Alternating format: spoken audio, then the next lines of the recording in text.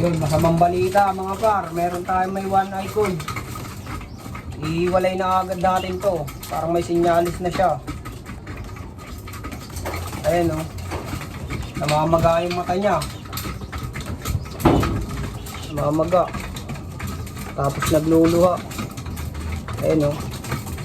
Ihiwalay na natin agad siya. Masamang sinyalis to. Baka makahawa pa.